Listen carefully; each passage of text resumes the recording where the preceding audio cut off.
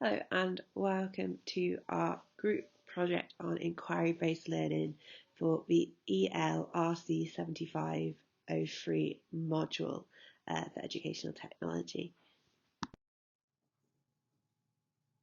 So here's a quick overview for what we're going to be talking about. We're going to have our introduction, which is going to tell you what inquiry-based learning is. And then we're going to go into our history, which will tell you a little bit about where this came from and how it came about. And then we're going to move on to key principles and elements, which is basically the 4 stages of this instructional strategy. Then we're going to talk about some advantages and disadvantages that this instructional strategy may have, and some examples to go with it. So here's the question, what is inquiry-based learning?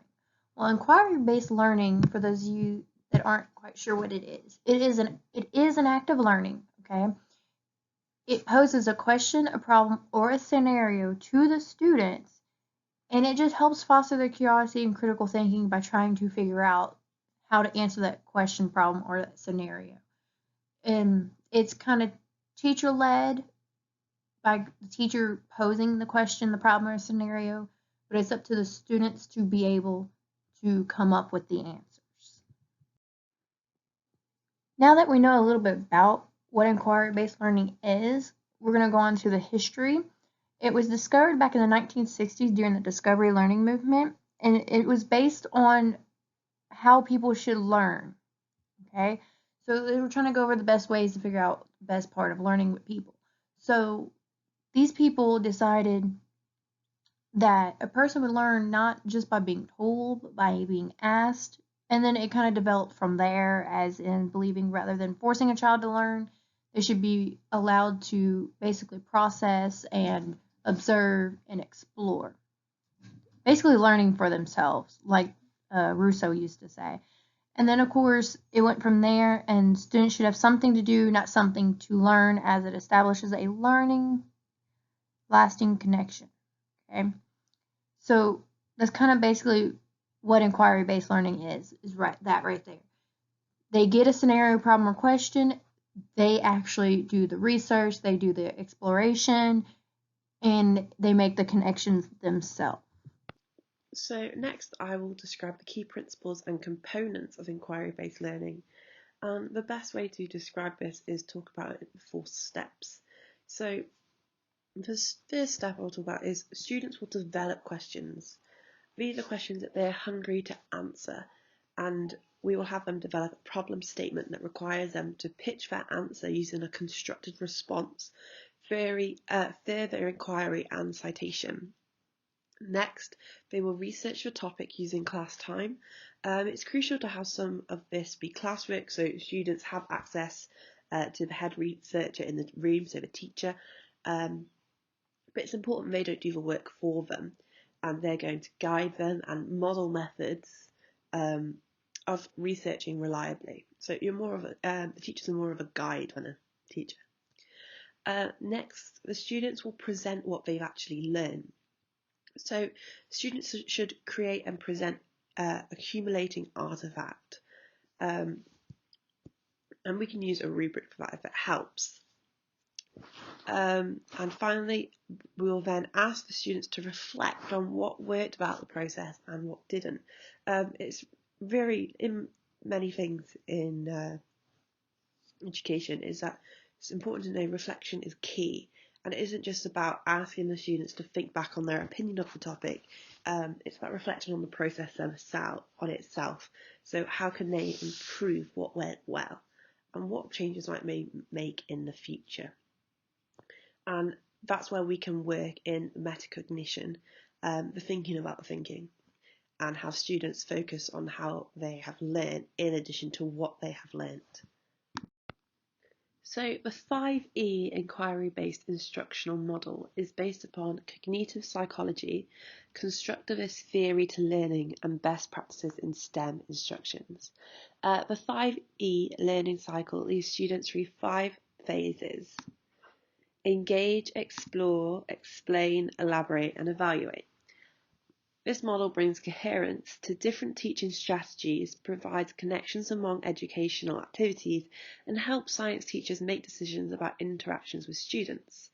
Compared to traditional teaching models, the 5E learning cycle has been proven to result in greater benefits concerning students' ability for scientific inquiry. The first phase of the 5E learning cycle is engage. The teacher gauges the student's prior knowledge, gauges the student's prior knowledge, and identifies possible misconceptions. This student-centered phase will create a desire to learn more about the forthcoming topic. And this phase is not intended for the teacher to lecture, as described before, or define terms or provide explanations just as a guide. The exploration phase provides students with a common base of hands-on activities, and these activities will help students use their prior knowledge to inquire, generate new ideas, create and have more curiosity to the subject, and conduct a preliminary investigation. This phase of the learning cycle usually will incorporate the main inquiry-based experience, which nurtures students' understanding. The third of the instructional model, explain, is more of a teacher-directed section and guided by the student's experience in the previous phase of explore. Here, students explain their understanding of concepts, and the teacher will then correct the student's misconceptions. During this phase, the teacher may provide formal definitions, notes, and labels. In the elaboration phase, students are encouraged to apply their new understanding of concepts while reinforcing new skills. This stage in the learning cycle presents opportunities for the teacher to integrate science with other content areas, for example, history. The evaluation phase, the final phase, encourages students to assess their understanding and abilities and provides opportunities for teachers to evaluate student progress towards achieving their educational objectives. Formative and summative assessment are appropriate within this phase, and a list of non-traditional forms of assessment that are appropriate for this evaluation of the student's understanding and performance includes a range from portfolios, performance-based assessment, concept maps, physical models, and journal logs. As a result, the 5E instructional model serves as a flexible learning cycle that assists curriculum developers, classroom teachers, and school librarians with the creation of STEM lessons that illustrate constructivist, reform-based best teaching practices. There are 4 advantages to this instructional strategy. These 4 advantages is, of course, greater interest with the students. Anytime the students get a chance to do things themselves, it does pose a better interest into it. Teaches problem-solving skills, which is very important in the world today. Kids need to know how to problem solve, and I think that's a big thing that some kids are missing. Enhances teamwork skills. Once again, that's another important thing that some kids miss out on, that it is important that we do teach that. And long-term knowledge retention, because they learn themselves, like they said previously, when you learn yourself, you do tend to retain better. Now, with the disadvantages, of course, this is a lot of teachers think about this part. It's poor standardized test performance. Everybody who is in a school district that gets pushed and pushed and pushed for the standardized test understand that this inquiry-based learning does not do well when it comes to the standardized test performance, because the kids are used to solving the issues themselves, talking about it, explaining themselves. So when it comes to standardized testing, it's total different. Student embarrassment is another one, because you do have some of your shy students that are not usually very vocal, or students that are not very confident. So when they do speak up, they're scared they're going to be wrong. They're scared somebody's going to laugh at them, things like that. So it does have a chance of student embarrassment. And teacher unpreparedness. Okay, teachers can be very unprepared for things like this. The best thing to do is you do have to have the time to prepare ahead.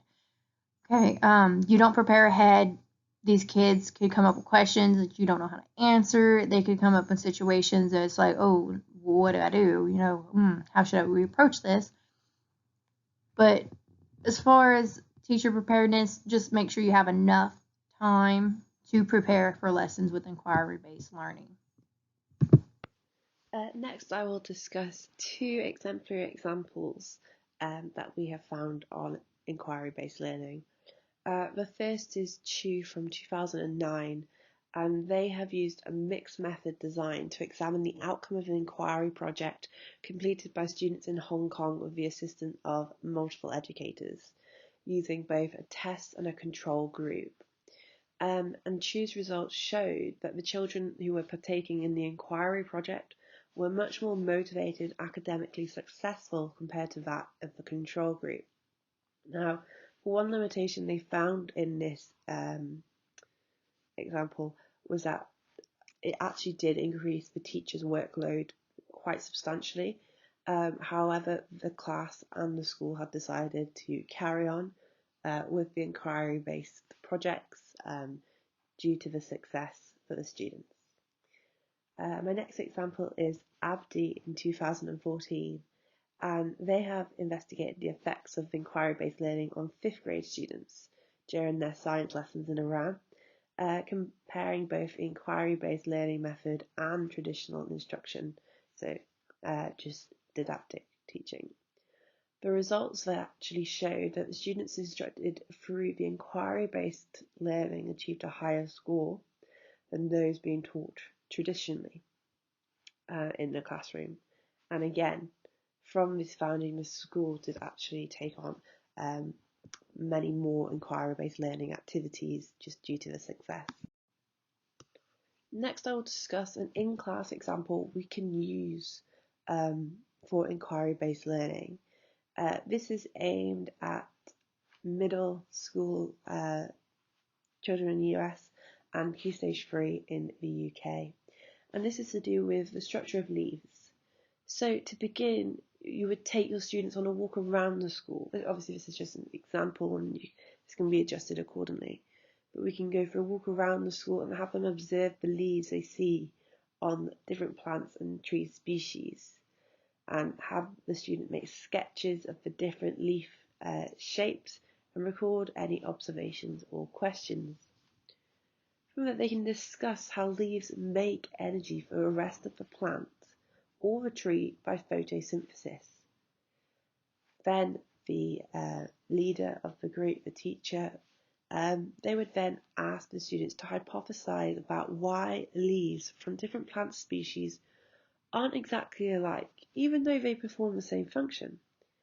Now, the thoughts of the students may include many things. For example, whether the plant or tree does better in the sunlight or shade, whether the plant or tree has its leaves open during certain times of the day, and the plants and trees' natural habitat and climate.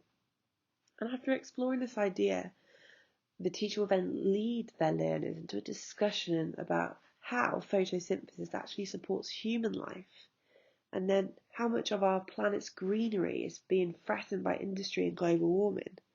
How will this impact life on Earth in the years to come unless we do something about it? Now, I understand there's a lot of content in here, and this could be used over many lessons. Or we can just take bits out and investigate just one question during one lesson.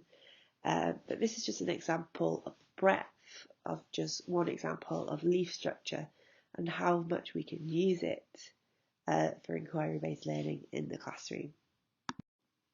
Here you will find all the references that we have used throughout this presentation, and I'd like to thank you for listening.